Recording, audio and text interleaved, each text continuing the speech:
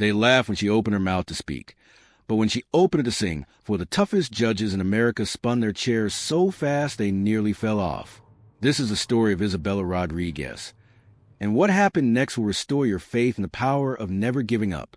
Isabella had spent 17 years being invisible in the small town of Riverside, California.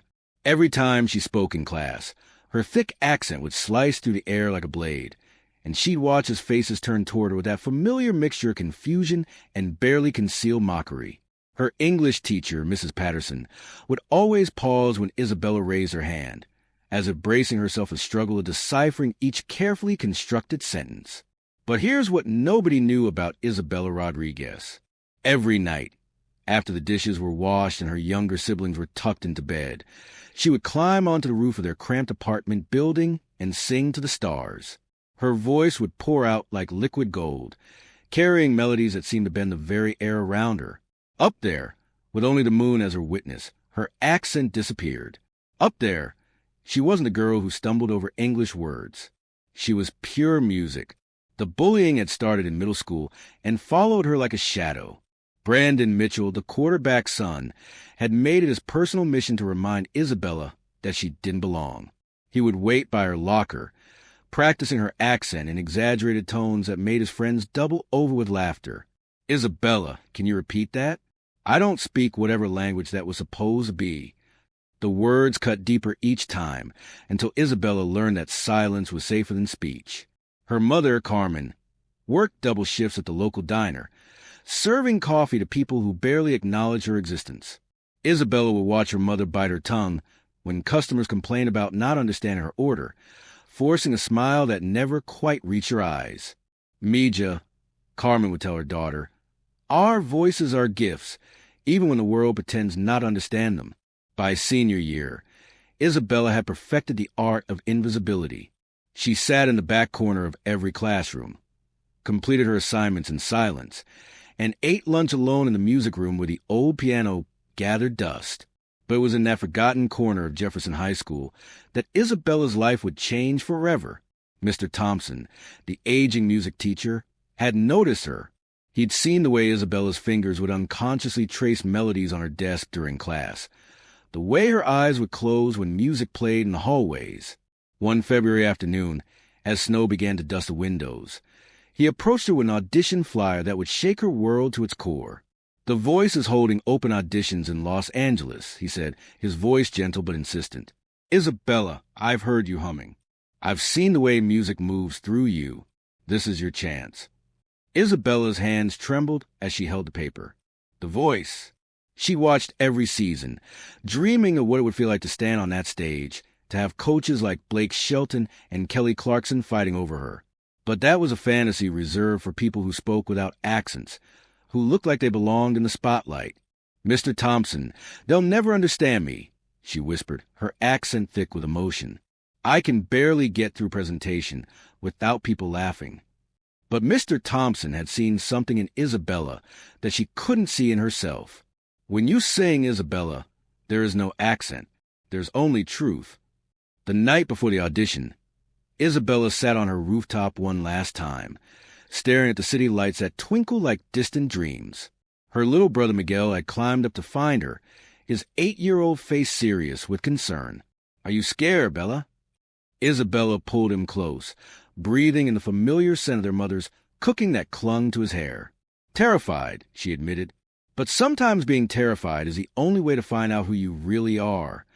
The audition waiting room was a kaleidoscope of personalities and talents. Singers from across the country had gathered, each carrying their own dreams and fears. Isabella sat clutching her number, 847, watching as confident performers practiced their scales and discussed their strategies with their vocal coaches. She felt like an imposter in her thrift store dress and shoes that had seen better days. When they called for a bathroom break, Isabella overheard a conversation that made her stomach drop. Two girls from Nashville were discussing the competition, their voices dripping with confidence and privilege. "Did you see that girl over there? Number 847? She can barely speak English properly. I mean, what is she even doing here? This is The Voice, not a citizenship test." Their laughter felt like glass breaking inside Isabella's chest. For a moment, she considered walking away, disappearing back into the safety of her silence. But then she remembered Mr. Thompson's words, her mother's courage, and the dream she'd whispered to the stars. "Number 847, you're up." The walk to the stage felt like walking through water. Behind her, she could hear whispers and snickers from some of the other contestants. The production crew exchanged glances, their clipboards and headsets creating a barrier of professionalism that couldn't quite hide their skepticism.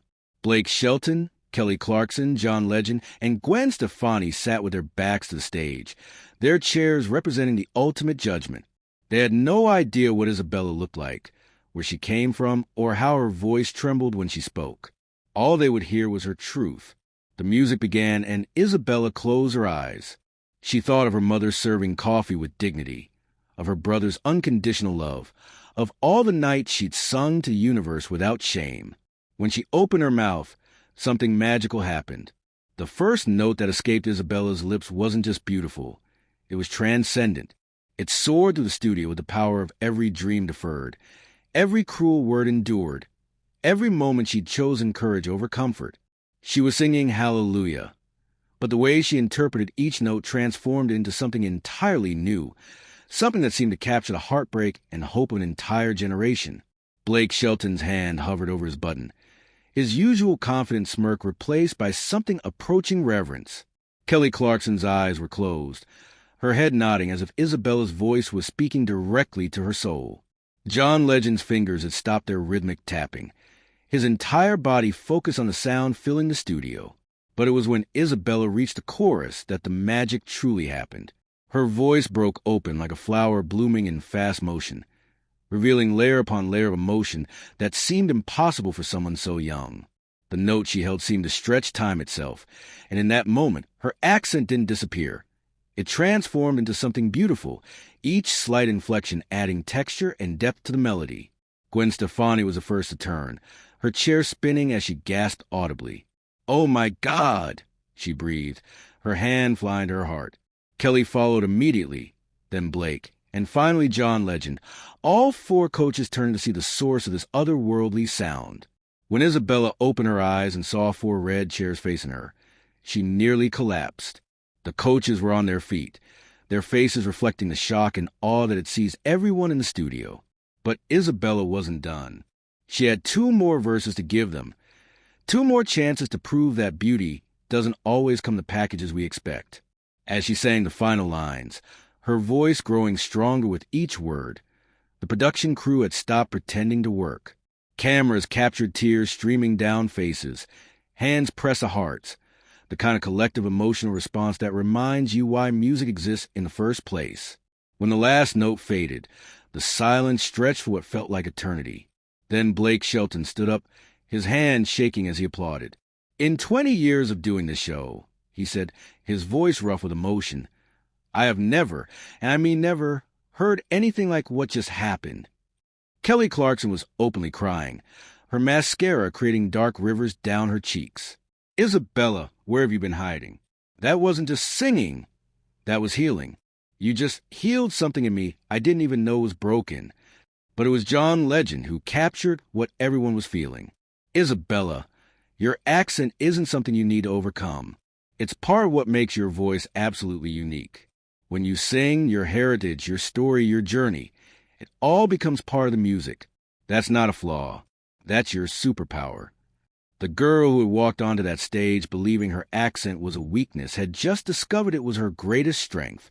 Every mispronounced word, every moment of shame, every time she'd been made to feel less than, it had all been preparation for this moment, when she would show the world that authenticity is the most beautiful accent of all. Isabella chose Kelly Clarkson as her coach, but in truth, she had already won something far more valuable than any competition. She had found her voice in every sense of the word. The scared girl from Riverside, California, had become Isabella Rodriguez, artist, dreamer, and living proof that our perceived weaknesses can become our greatest strengths.